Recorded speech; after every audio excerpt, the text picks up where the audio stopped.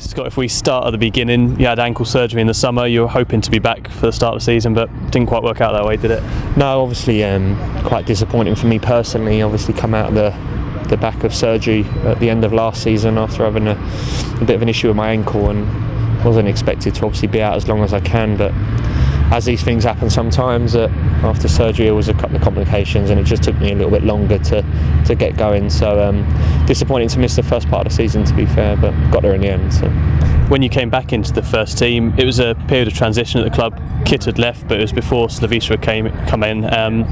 In a way, it was probably good to have that leadership back on the field at that time.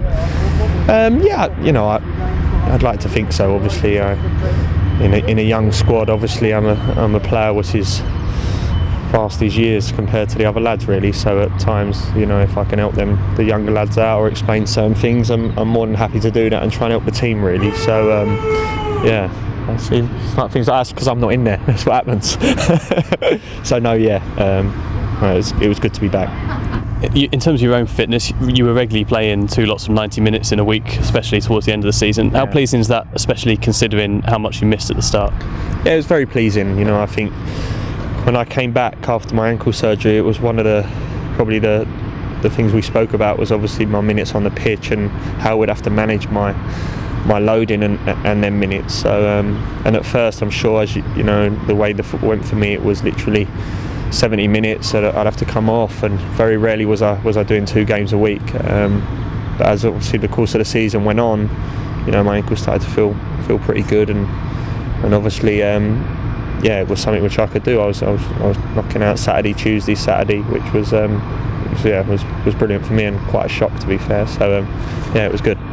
The fans have been singing your praises the last few months on social media. They've voted you man of the match a couple of times. How pleased have you been with your own form? I've been very pleased, really, in terms of, when you come off of a big injury and you've been out for a while, there's always doubt in your head, and especially at my age now. And when any player gets injured, there's always a big question mark in terms of getting back and being where you need to be. So to come back and help the team with my performances and try and play as well as I can has been very pleasing for me, to be honest. It's not been the season we all wanted, but are there a few highlights you can pick out for us?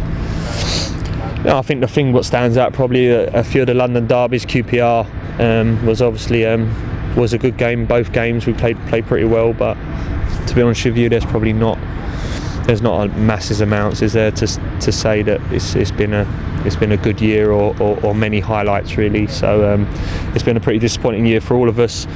But if there was one thing, it would probably be the QPR games. I thought we played well in both them games, to be fair. And with the head coach having a full pre-season under his belt in the summer that's coming up, hopefully things will be a lot better next term. Yeah, hopefully. Obviously it's been 2 years now and we've been in this league, coming out of the Premier League, and we've fallen short by some way.